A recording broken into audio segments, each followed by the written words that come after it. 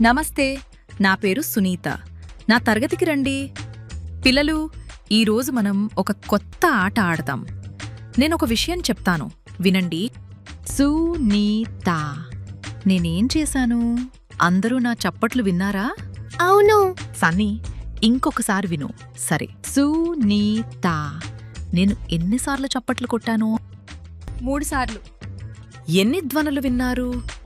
2. సమీరా, నువ్వు కూడా ఏదైనా చెప్పు. ఆవు. సమీరా, ఇంకొకసారి నన్ను చూస్తూ చెప్పు.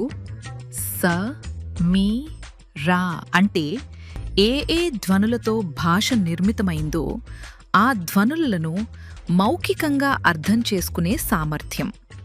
ఈ అవగాహన పిల్లలకు అనర్గళంగా చదవడానికి, రాయడానికి చాలా అవసరం. ఈ ఆటను నేను ఎందుకు ఆడించానో అని మీరందరూ ఆలోచిస్తున్నారేమో. ఇటీవల నాకొక కొత్త విషయం తెలిసింది. అదేంటంటే, పిల్లలు చదవడం నేర్చుకోవడానికి కావలసిన తయారీకి ధ్వనుల పట్ల అవగాహనను ముందుగా అభ్యాసం చేయించడం అవసరం. దీనిని ధ్వని అవగాహన అంటారు. అసలు భాష దేనితో తయారవుతుంది? ధ్వనులతోనే కదా. అది ఒక వాక్యమైనా, పదం అయినా, లేదా ఆ పదాల్లోని అక్షరాలు, గుణింతాలు అయినా, ఇవన్నీ ధ్వనులే కదా. అలాగే ఈ ధ్వనుల ఆకారాలను మనం లిపి, ఏదైనా లిఖితపూర్వక పాఠాలలో కూడా చూస్తాం. పదాలు చిన్న చిన్న ధ్వనులతో తయారవుతాయని, వాటిని చిన్న ధ్వనులుగా విభజించవచ్చని పిల్లలు అర్థం చేసుకుంటారు. అవి అక్షరాలను కలిపి చదవడానికి, రాయడానికి సహాయపడతాయి. అందుకే చదవడం, రాయడం నేర్చుకోవడానికి పిల్లలు ఒక పదంలో ఎన్ని, ఏ ధ్వనులు ఉన్నాయి అనే విషయం తెలుసుకోవడం, అలాగే ధ్వనులను కలిపి పదాన్ని ఎలా తయారు చేయాలో అర్థం చేసుకోవడం చాలా ముఖ్యం. రండి, ఇప్పుడు అహ్మద్ గారి తరగతికి వెళ్దాం. పిల్లలు, నిన్నటి కవిత గుర్తుందా? రండి ఇంకొకసారి. మనం 3 విషయాలు చూసాం పిల్లలు. 3 విషయాలు చూసాం.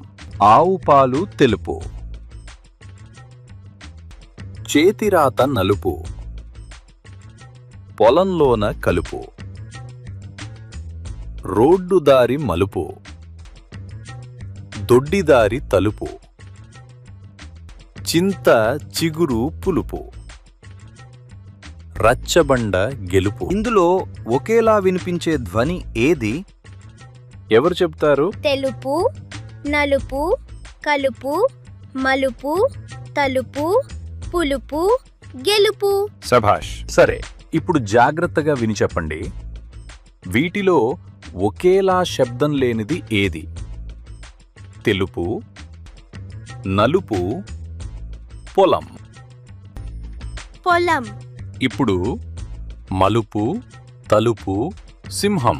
సింహం. రండి, ఇప్పుడు ఒక కొత్త ఆట ఆడదాం. నేనొక మాట చెబుతాను, దానికి దగ్గరగా వినిపించే ఏదో ఒక మాట మీరు చెప్పాలి. కాలు. కారు. ఇది సరైనదేనా? కారు కాదు, పాలు. శబాష్. ఇంకా ఆలోచించండి. కాలు, పాలు, ఇంకా రాలు. ఇప్పుడు ఇది వినండి. పంట. మంట. శబాష్. అహ్మద్ గారు ప్రాసతో కూడిన పదాలతో ఆటలను ఎలా నిర్వహించారో మీరు చూశారు.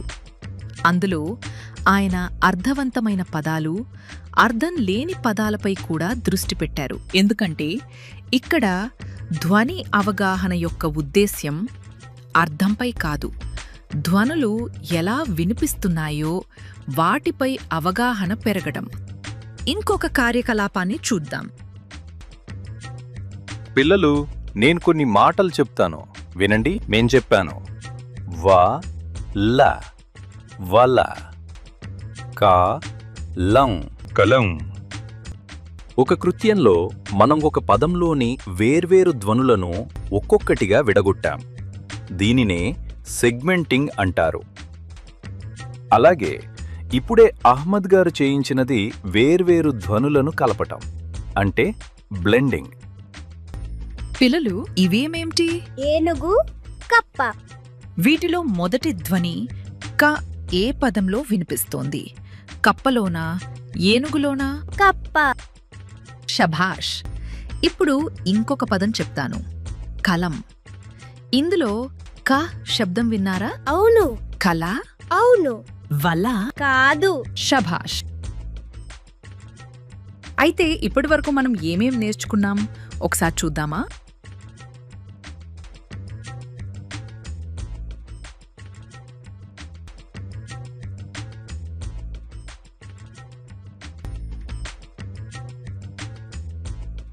మిత్రులారా, ఒక ముఖ్యమైన విషయం, ధ్వని అవగాహనలో ఈ కృత్యాలు మౌఖికంగానే ఉంటాయి. ఈ వీడియో మీకు ఉపయోగపడిందని ఆశిస్తున్నాం.